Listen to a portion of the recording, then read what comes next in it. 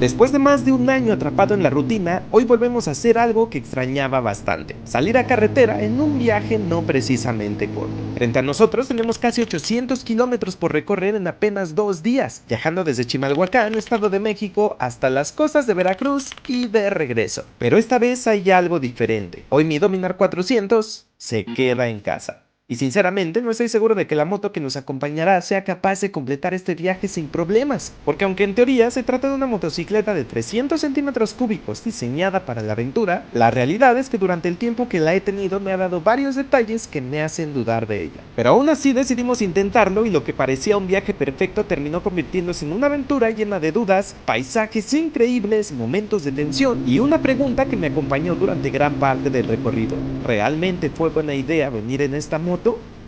Yo soy ese biker y esta es mi experiencia recorriendo casi 800 kilómetros hasta Tecolutla, Veracruz, en un Avento Dakar 300S.